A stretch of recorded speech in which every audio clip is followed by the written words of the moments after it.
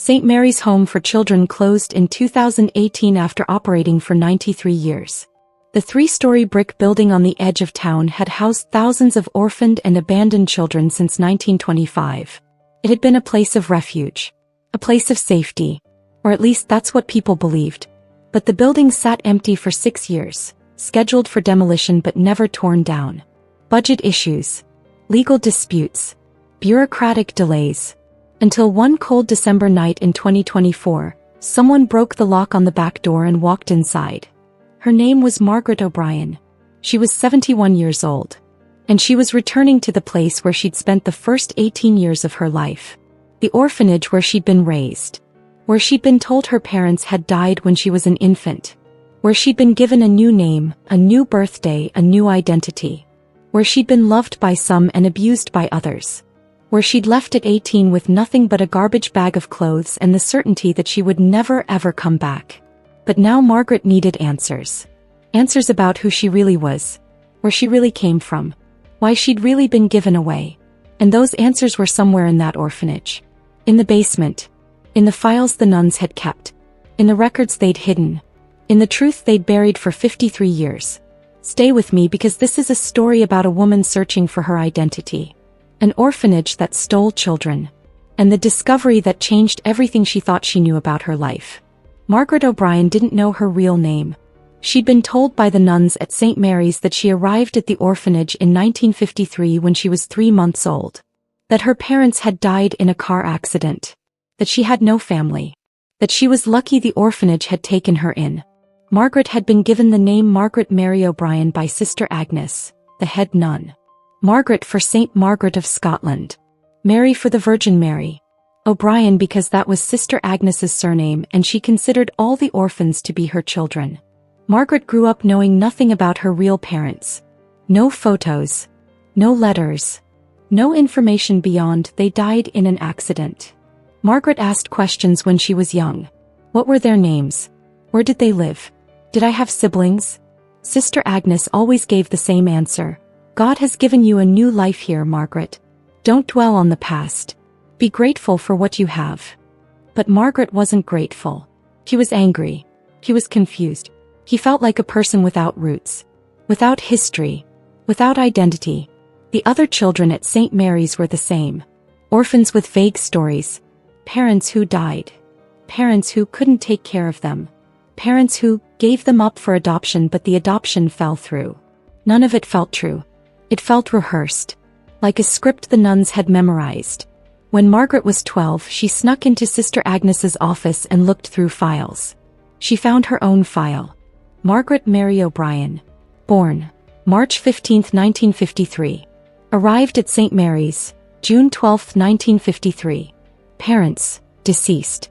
Next of kin, none. Medical history, none. That was it. No birth certificate. No death certificates for her parents. No documentation of any kind beyond the orphanage's intake form.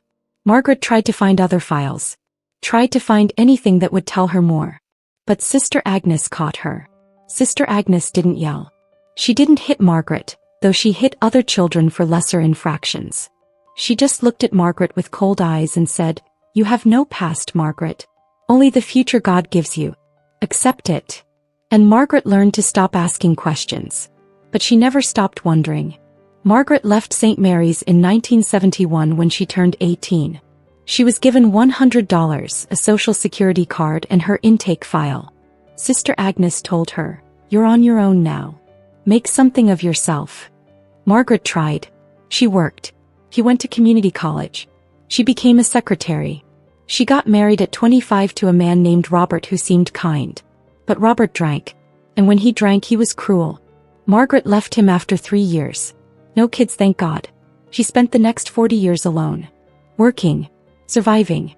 Trying to build a life without knowing where she came from. She dated occasionally but never remarried. Never had children. He was too afraid. Too afraid she'd inherited something broken from parents she'd never known. Too afraid she'd fail them the way her parents had failed her by dying and leaving her alone. But last year Margaret took a DNA test. One of those ancestry tests everyone was doing. She didn't expect to find anything. Orphans rarely did. But the results came back with a match. A second cousin named Patricia Reynolds, living 2 hours away. Margaret contacted her. Patricia was 75 years old. She said, "Margaret O'Brien? I don't know anyone by that name."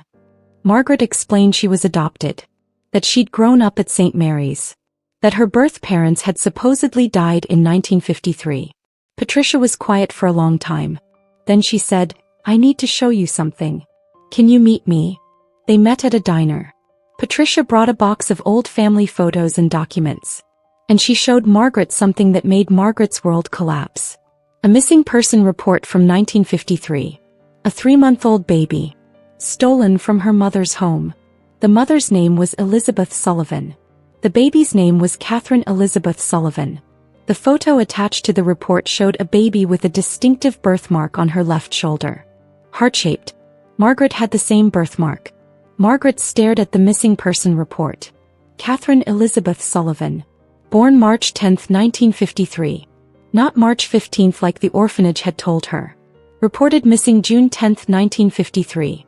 2 days before Margaret had arrived at St. Mary's. Patricia explained, "Elizabeth Sullivan was my cousin. She was 19 years old when she had Katherine. Unmarried. Back then that was scandalous. Her parents pressured her to give the baby up for adoption. But Elizabeth refused. She loved her baby. Wanted to keep her. One day the baby disappeared from Elizabeth's apartment. Elizabeth was out getting groceries. The baby was with Elizabeth's neighbor. When Elizabeth came back, the neighbor said a nun had come. Said she was from Catholic Charity Services. Said there had been paperwork errors and the baby needed to be taken for medical examination. The neighbor trusted her. She was a nun. She handed over the baby." Patricia continued, "Elizabeth called the police immediately. But the nun had given a false name. There was no Catholic Charity Services. No medical examination scheduled. The baby was just gone. Elizabeth searched for years. Filed reports. Went to every orphanage and adoption agency in the state.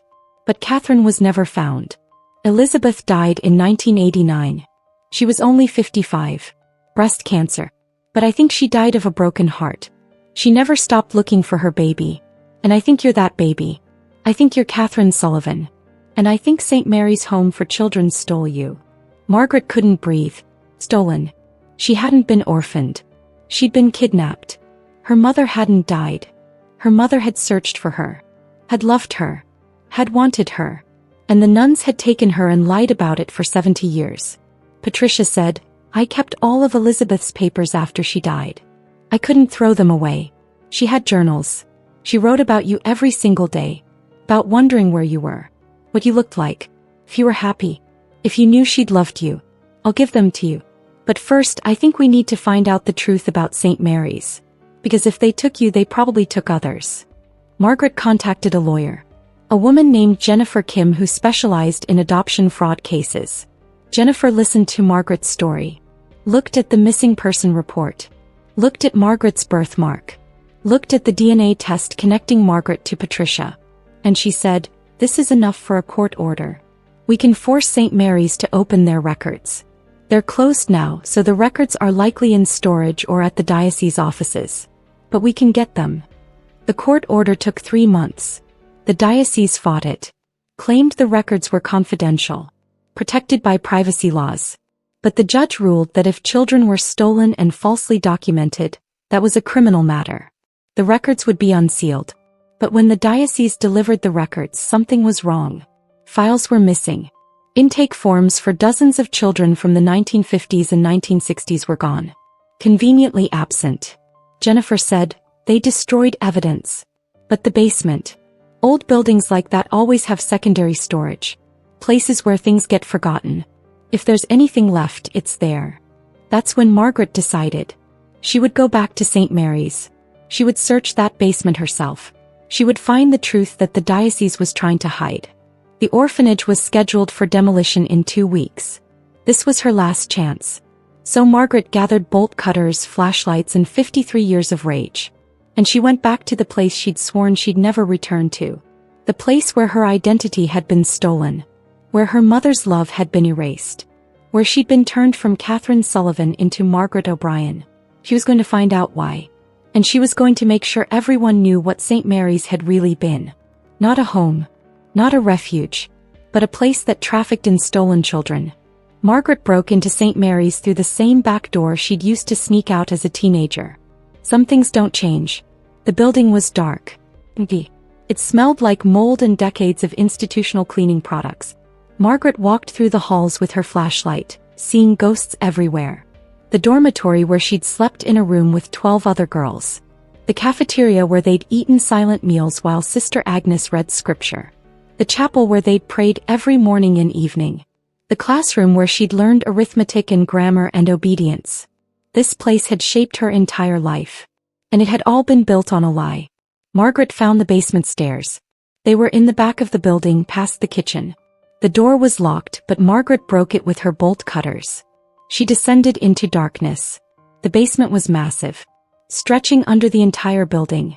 It was divided into sections. Storage rooms. A laundry area.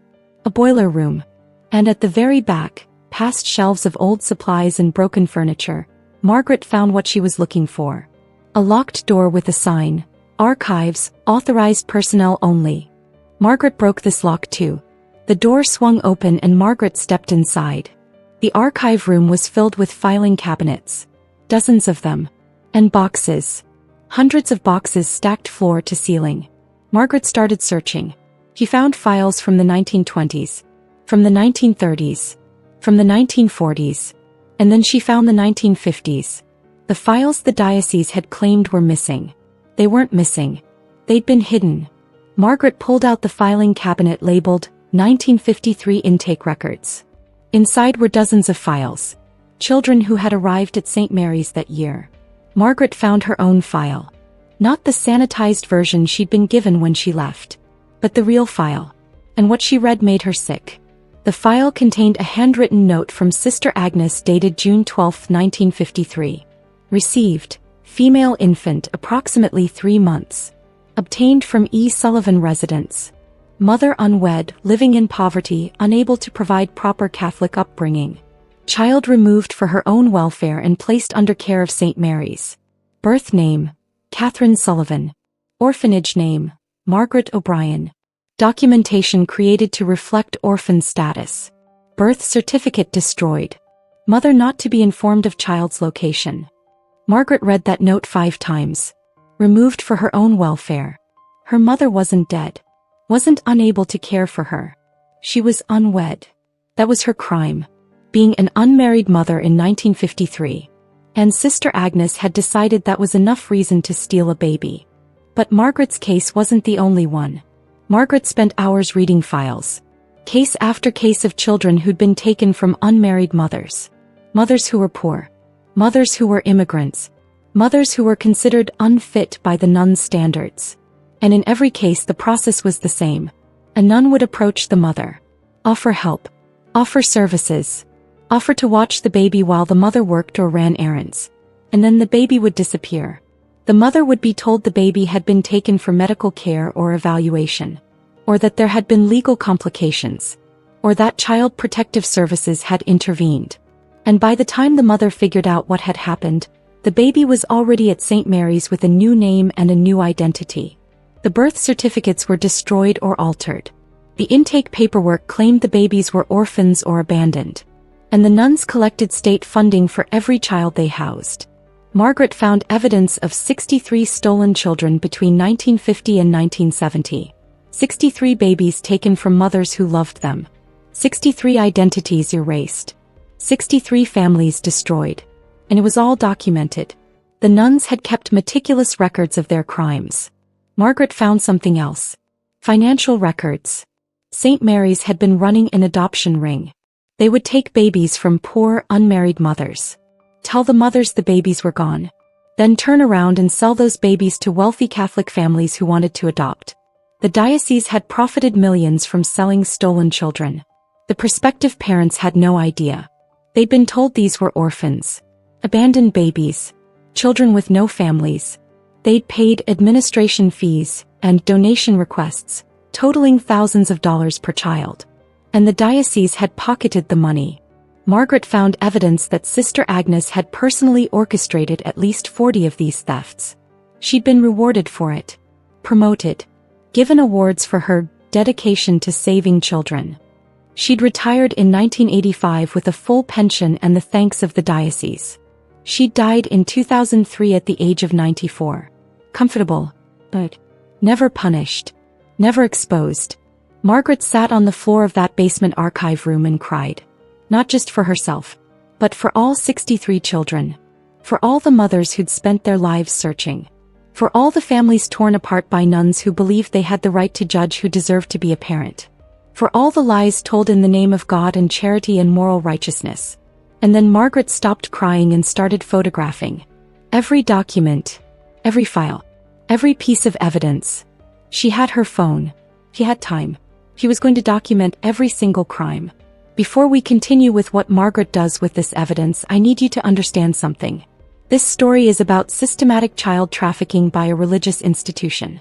If you believe children deserve to know their true identities, if you've ever been adopted and wondered about your origins, hit that subscribe button right now. We tell the stories of institutional abuse, of crimes hidden behind respectability. Your subscription helps us continue exposing these truths. Now let's see what Margaret does next. Margaret spent 3 days in that basement. She photographed everything. 63 stolen children. Intake records. Financial documents. Correspondence between Sister Agnes and the diocese discussing problematic mothers and profitable placements. Notes about which families would pay the most for which children. It was horrifying. It was systematic. And it was all documented. Margaret loaded everything onto her laptop and a backup drive. And then she called Jennifer Kim, her lawyer. I found it, Margaret said. All of it. Proof of 63 stolen children. Proof the diocese knew. Proof they profited from it. We have them. Jennifer came to the orphanage, looked at the evidence, and said, this is criminal. This is trafficking. This is fraud on a massive scale. But most of the perpetrators are dead. Sister Agnes is dead. Most of the nuns involved are dead. The statute of limitations has expired on most of the thefts. We can't prosecute, but we can sue. Civil suit for fraud, emotional distress, and theft of identity. And we can expose them. We can make sure every person on those files knows the truth. Margaret and Jennifer filed a massive civil suit against the diocese on behalf of all 63 stolen children. Most were in their 60s and 70s now. Many were probably dead. But Jennifer hired investigators to track down as many as possible. To find them and tell them the truth. It took 8 months, but they found 41 of the 63. 22 had died. But 41 were still alive. And when they were told the truth, most responded the same way Margaret had. But devastation, anger, relief. Many had spent their entire lives feeling like something was wrong. Like they didn't belong. Like there was a piece of their identity missing. Now they knew why. They'd been stolen. Their identities had been erased. Their mothers had been lied to. And 41 people joined the lawsuit. 41 people demanding justice. Demanding acknowledgement. Demanding the diocese admit what they'd done. The diocese fought the lawsuit. Claimed the allegations were false. That the documents were forgeries. That Margaret had fabricated everything. But Jennifer had the originals. Had photographs showing where they'd been found. Had expert analysis proving the documents were genuine. The diocese changed tactics. Claimed that everyone involved was dead. That holding the current church responsible for actions from 70 years ago was unfair. That this was an attempt to extort money from a religious institution. But Jennifer pushed back. The diocese profited from child trafficking. They made millions selling stolen babies. They hid evidence for 70 years. And they're still hiding it now by claiming these documents don't exist. They need to be held accountable. The trial lasted a year. Margaret testified for 3 days. She told her story. Told about growing up thinking she was an orphan. About feeling like she had no identity. About searching for her mother and being told she was dead. About finding out at 71 that she'd been stolen. That her mother had loved her. Had searched for her. Had died never knowing what happened to her baby. Margaret pulled out her mother's journal that Patricia had given her. She read entries aloud in court. June 11, 1953. My baby is gone. Someone took my Katherine. The police say they're looking but I know they don't care. I'm an unmarried mother. They think I deserved this. But I didn't. I love my baby. I would have been a good mother. Someone help me find her. Margaret read entry after entry. Years of grief. Years of hope. Years of searching. Years of wondering. And then she read the final entry. Dated December 3, 1988. 3 months before Elizabeth Sullivan died. I'm dying. The cancer has spread. The doctors say I have maybe 3 months. And I'm going to die never knowing what happened to my Katherine. Never knowing if she's alive or dead. Happy or sad. She knows I loved her. I tried. I tried so hard to find her. But I failed. I'm sorry, Katherine. I'm so sorry I couldn't protect you. I hope wherever you are you're loved. I hope you had a good life. I hope someday you know that your mother never stopped loving you. Never stopped looking for you. Never stopped hoping. Margaret's voice broke. The courtroom was silent. Even the diocese's lawyers looked uncomfortable. Other stolen children testified. A man named James who'd been told his mother abandoned him but discovered she'd been a 16-year-old rape victim who'd been coerced into giving him up. A woman named Sarah who'd been told her parents died in a fire but discovered her mother had been institutionalized for mental illness and her baby had been taken while she was hospitalized. A man named Robert who'd been told he was abandoned at a hospital but discovered his mother was an immigrant who spoke no English and had been told her baby needed medical treatment, then never saw him again. Story after story of mothers who'd had their babies stolen. Of children who'd grown up with false identities. Of families destroyed by nuns who believed they knew better. Who believed unmarried mothers, poor mothers, immigrant mothers, mentally ill mothers didn't deserve their children. The jury deliberated for 2 days. Verdict. The diocese was responsible for child trafficking, fraud, and emotional distress. The 41 plaintiffs were awarded $380 million. $9 million per person. It was one of the largest verdicts against a religious institution in state history. But more importantly, the judge ordered the diocese to open all adoption and intake records from 1925 to 1990.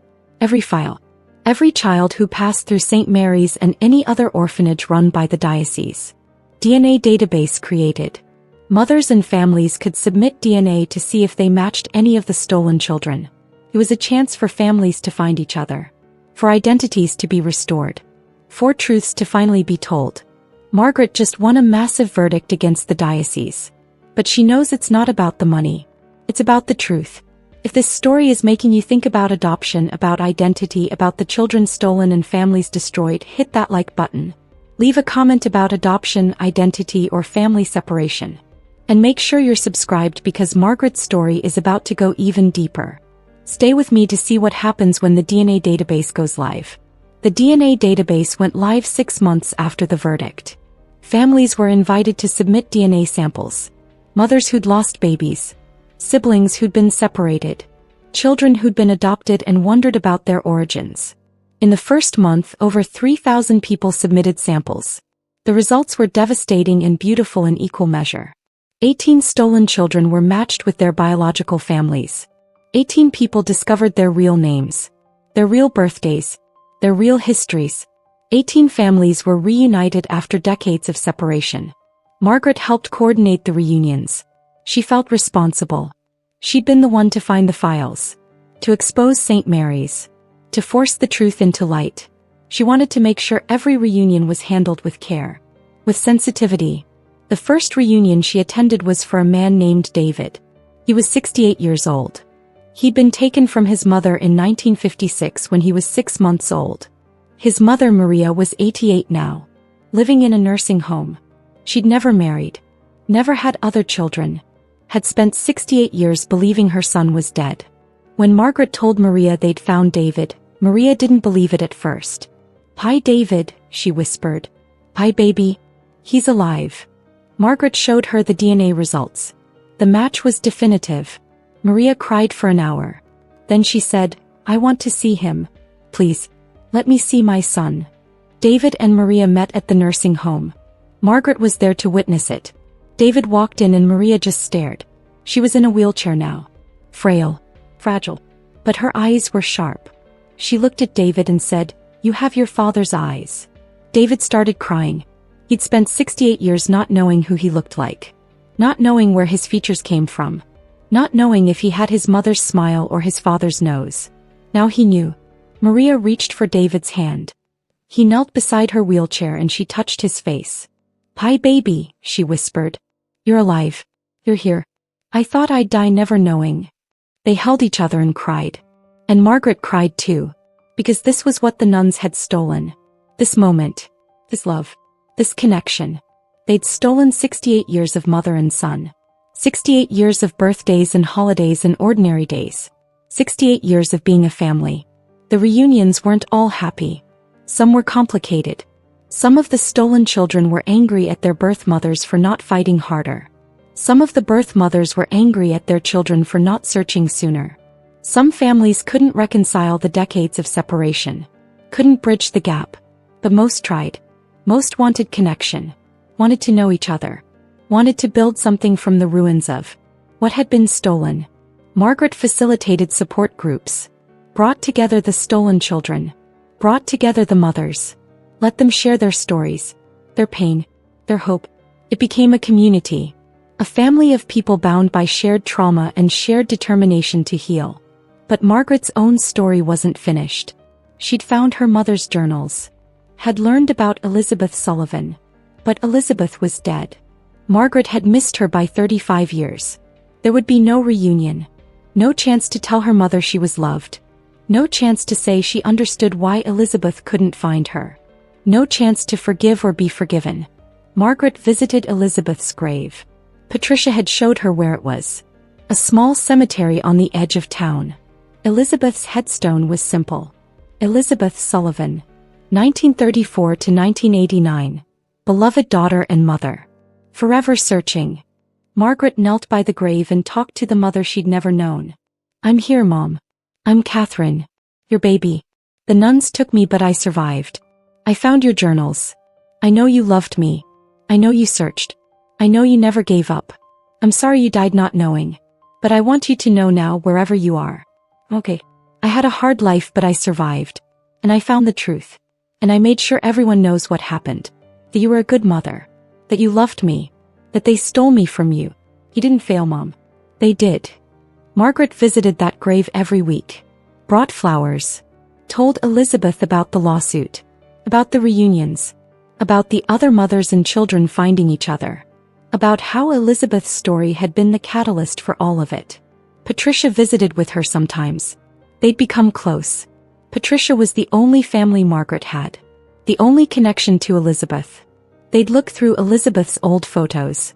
Elizabeth as a young woman. Elizabeth holding baby Katherine. Elizabeth at Christmas. Elizabeth smiling. Elizabeth alive. Margaret had missed all of it. But at least now she knew. She knew who she was. Where she came from. What had been stolen from her. And that was something. Not everything. But something. Margaret O'Brien legally changed her name to Katherine Sullivan at age 72. Felt strange. She'd been Margaret for 71 years. But Katherine was her real name. Her mother's name for her. And she wanted to honor that. Wanted to honor Elizabeth. Wanted to be the person she was meant to be. Katherine Sullivan. Not an orphan. Not a stolen child. But Elizabeth's daughter. Patricia helped her through the process. Helped her get a new birth certificate with her real birthday. March 10, 1953. Not March 15th like the nuns had claimed. 5 days earlier. 5 days of her life had been erased. But now they were restored. The settlement money was divided among the 41 plaintiffs. Katherine received $9 million. She didn't need it. Didn't want it. She donated most of it to organizations that helped adoptees search for their biological families. That helped mothers who'd been coerced into giving up babies. That fought for adoptee rights to access their own records. She kept enough to live comfortably. To stop working. To dedicate her time to helping other stolen children find their identities. The St. Mary's building was demolished as scheduled. But before it came down, Katherine went back one more time. She stood in the dormitory where she'd slept. The cafeteria where she'd eaten.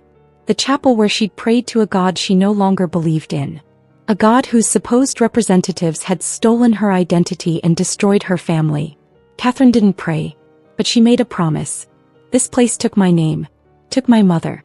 Took 70 years of my life. But it didn't take my voice. And I'm going to use that voice to make sure no other child suffers what we suffered. The demolition crew was kind. They let Katherine take a brick. One brick from St. Mary's Home for Children. Katherine took it home. Had it engraved with all 63 names. Every stolen child. A memorial to what had been done to them. She displayed it prominently in her home. A reminder. A testimony. The Katherine Sullivan Foundation was established with settlement money from multiple plaintiffs. Its mission? To help adoptees access their records, to support DNA testing for separated families, to advocate for laws requiring full disclosure of adoption circumstances, and to investigate other institutions suspected of child trafficking.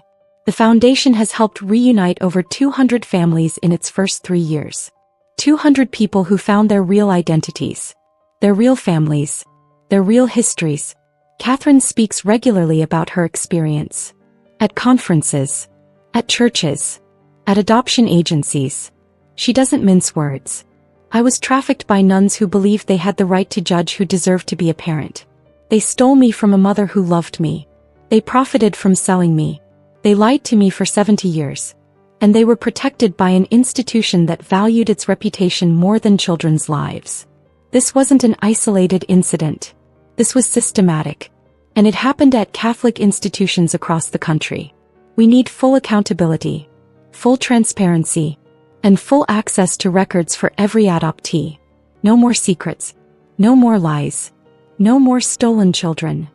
The Vatican issued a statement after Katherine's case gained international attention. An apology for historical injustices, and a promise to review policies. Katherine called it insufficient. They apologized for injustices, like we're talking about clerical errors. We're talking about child trafficking. About thousands of babies stolen and sold. About families destroyed. An apology isn't enough. We need reparations. We need records opened worldwide. We need criminal investigations. We need justice. The Vatican didn't respond to her demands. But other countries started investigating. Ireland, Spain, Canada. Everywhere Catholic orphanages had operated, questions were being asked. How many children were taken? How many families were destroyed? How much money changed hands? Katherine receives letters every week. From adoptees searching for answers. From mothers who lost children decades ago. From people who grew up in orphanages and wondered if they too were stolen. She responds to every letter. Offers resources. Offers hope. Offers solidarity. You are not alone, she writes. Your identity matters. Your history matters. Your family matters. And you have a right to know the truth. Don't let anyone tell you otherwise. Katherine Sullivan is 74 years old now. She spent 71 years as Margaret O'Brien. A woman with no past. No history. No identity beyond what the nuns gave her. But for the last 3 years she's been Katherine Sullivan. Elizabeth's daughter. The baby who was stolen but survived. The woman who found her truth and used it to help others find theirs. She didn't get her mother back. Didn't get 70 years of her life back. But she got her name back. And that's not nothing. Katherine Sullivan returned to the orphanage where she grew up. She broke in at 71 years old because she needed answers. What she found in that basement wasn't just her own file. It was evidence of 63 stolen children. Proof that St. Mary's Home for Children had been trafficking babies for decades. Documentation of a systematic operation to take children from mothers deemed unfit and sell them to wealthy Catholic families. Financial records proving millions in profit. And most importantly, the truth about who she really was.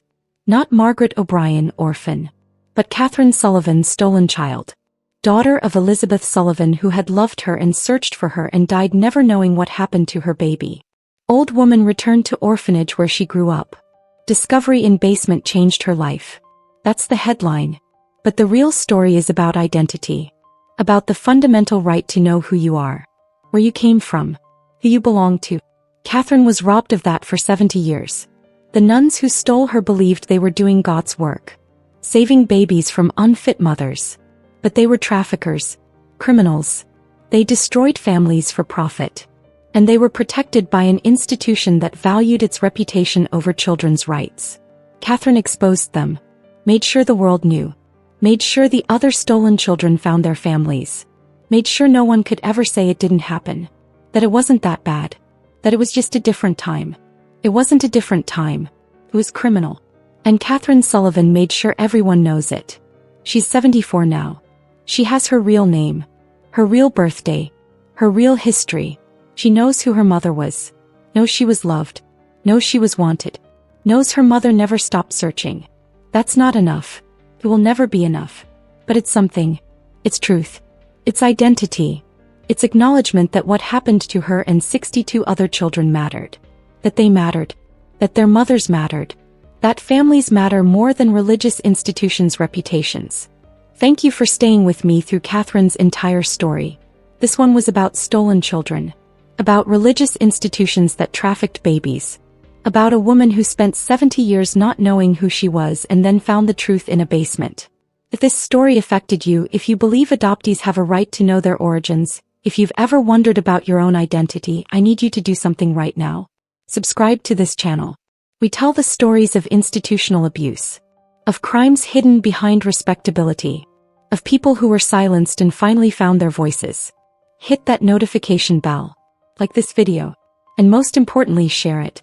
Share it with anyone who was adopted. Anyone searching for their biological family. Anyone who believes children deserve to know where they came from. Leave a comment telling me your own story. Were you adopted? Have you searched for your biological family? Do you know your real identity? These stories matter. Your story matters. And the more we share, the more pressure we put on institutions to open their records. To tell the truth. To acknowledge what they did. If you're an adoptee searching for your family, submit DNA to databases. Connect with search angels who help for free.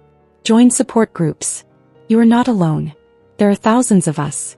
Thousands of stolen children, now adults searching for truth. And we will find it. Together. If you're a mother who lost a child to forced adoption or coercion, know that your child might be looking for you. Submit DNA. Tell your story. Give them a chance to find you. It's never too late. Visit the Katherine Sullivan Foundation website to learn more about accessing adoption records. They offer resources, support, and advocacy. Donate if you can. And remember, everyone has a right to know their identity. No institution has the right to erase who you are. No system has the right to separate families without consent. No religion has the right to decide who deserves to be a parent. Thank you for being part of this community. Thank you for caring about these stories. Until next time, remember that the stories of those who suffer are the ones that expose institutional crimes. That restore stolen identities. That reunite families that were torn apart. Katherine Sullivan was Margaret O'Brien for 71 years. A name given to her by the people who stole her. But she reclaimed her real name. Her real identity. Her real history. And in doing so, she helped 62 others do the same. Rest in peace, Elizabeth Sullivan. Your daughter found the truth. She knows you loved her. She knows you searched. She knows you never gave up. And she's living the life you wanted for her. Not the life the nuns planned, but the life Katherine chose. With her real name. Her real story. Her real family, even if that family is found late and incomplete. You didn't fail, Elizabeth. They did. And Katherine made sure everyone knows it. To the 63 stolen children of St. Mary's Home for Children, you are not orphans. You are survivors. You were stolen, not abandoned. You were loved, not forgotten. You were wanted, not unwanted. Your mothers searched for you. Your families grieved for you. And now, finally, your true stories are being told. Your real names are being spoken. Your identities are being restored. You matter. You always mattered. And Katherine Sullivan made sure the world finally knows it. Subscribe. Share. Speak up. And never let anyone tell you that your identity doesn't matter. Because it does. It's everything. And you deserve to know the truth about who you are.